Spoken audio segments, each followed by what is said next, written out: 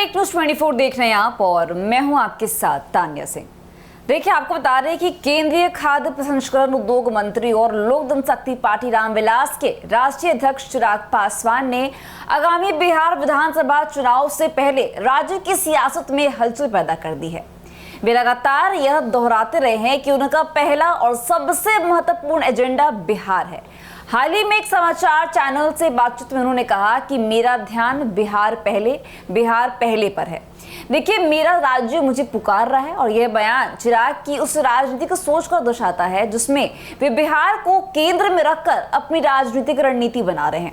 देखिए, केंद्रीय मंत्री चिराग पासवान ने इससे पहले 8 अप्रैल को भी इसी विचार को साझा किया था। उन्होंने कहा था कि वे बिहार पहले और बिहारी पहले की सोच में विश्वास करते हैं। उनका मानना है कि बिहार के लोगों को उनकी क्षमताओं के अनुसार अवसर मिलने चाहिए और जब उन्हें उचित मंच मिलता है तो वे हर क्षेत्र में बेहतरीन प्रदर्शन करते हैं, चाहे वो मीडिया हो, कॉरपोरेट जगत हो या फिर नौकरशाही का क्षेत्र। उन्होंने ये भी बताया कि उनकी पार्टी महिलाओं और युवाओं पर विशेष ध्यान भी दे रही है। इसका उदाहरण देते हुए उन्होंने कहा कि उनके 5 सांसदों में से 2 महिलाएं हैं, जो महिलाओं को सशक्त बनाने की दिशा में पार्टी के समर्पण को दर्शाता है। 42 वर्षीय चिराग पासवान 3 बार से लोकसभा सांसद हैं और एनडीए के एक अहम घटक दल के नेता भी हैं। बिहार में अक्टूबर-नवंबर 2025 में होने वाले विधानसभा चुनाव की तैयारी के मद्देनजर सभी दल अपनी रणनीति को अंतिम रूप दे रहे हैं और इन चुनावों में एनडीए की ओर से मुख्यमंत्री नीतीश कुमार, जो जदयू के प्रमुख हैं, गठबंधन का नेतृत्व करेंगे और चिराग पासवान की पार्टी यानी एलजेपी रामविलास लगातार बिहार पहले के नारे के साथ जनता के बीच अपनी पकड़ मजबूत कर रही है और इसके जरिए वे आगामी विधानसभा चुनाव के लिए खुद को एक प्रभावशाली भूमिका में स्थापित करने की कोशिश भी कर रहे हैं। आपको ये भी बता दें कि यह राजनीतिक गतिविधियां ऐसे समय पर हो रही हैं जब एनडीए के अंदर सीट बंटवारे को लेकर अलग अलग सहयोगी दल अपनी मांगों को सामने रख रहे हैं। वहीं हिंदुस्तानी अवाम मोर्चा यानी कि सेक्युलर, जो एनडीए का एक छोटा सहयोगी दल है और जिसका लोकसभा में केवल 1 सांसद है, बिहार विधानसभा की कुल 243 सीटों में से 40 सीटों की मांग कर रहा है, जो यह दर्शाता है कि एनडीए में छोटे दल भी अब अपनी भूमिका को लेकर मुखर हो गए हैं। ऐसे में चिराग पासवान का बिहार केंद्रित बयान और सक्रियता इस ओर इशारा करती है कि वे भी गठबंधन में सम्मानजनक हिस्सेदारी के लिए दबाव बना रहे हैं। आपको बता दें कि एलजेपीआरवी के सूत्रों का मानना है कि चिराग पासवान की ये हालिया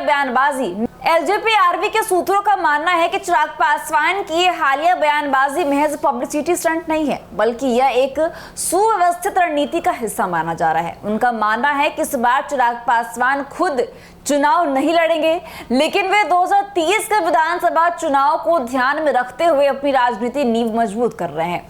2021 में अपने पिता रामविलास पासवान के निधन और फिर पार्टी में विभाजन के बाद चिराग पासवान को बड़ा राजनीतिक झटका लगा, लेकिन उन्होंने 2024 के लोकसभा चुनाव में धमाकेदार वापसी की और उनकी पार्टी ने बिहार की सभी 5 सीटों पर जीत दर्ज की, जो कि एक बड़ी सफलता मानी जा रही है। इस सफलता ने चिराग पासवान की राजनीतिक ताकत को फिर से स्थापित किया है और वे अब इसे विधानसभा चुनाव में भुनाना चाहते हैं, जबकि एनडीए के बड़े घटक यानी कि भारतीय जनता पार्टी और जनता दल यूनाइटेड ने 17 और 16 सीटों में से केवल 12 सीटें ही जीत पाई हैं। वही एलजेपीआरवी ने सभी 5 सीटें जीतकर खुद को एक निर्णायक भूमिका में लाकर खड़ा कर दिया। इसके विपरीत राजद के नेतृत्व वाले महागठबंधन को केवल 9 सीटों से संतोष करना पड़ा और इससे यह साफ हो गया कि चिराग पासवान और उसकी पार्टी को अब हल्के में नहीं लिया जा सकता है।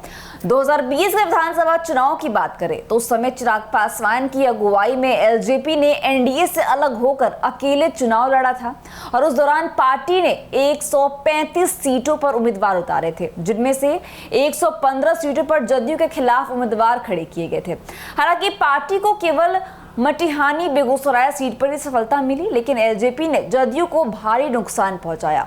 2015 में जदयू ने 71 सीटें जीती थी, जबकि 2020 में यह संख्या घटकर मात्र 43 रह गई। इसके विपरीत बीजेपी ने 74 सीटें जीतकर जदयू को पीछे छोड़ दिया। जदयू ने आरोप भी लगाया था कि एलजेपी का यह कदम बीजेपी की साजिश का हिस्सा था।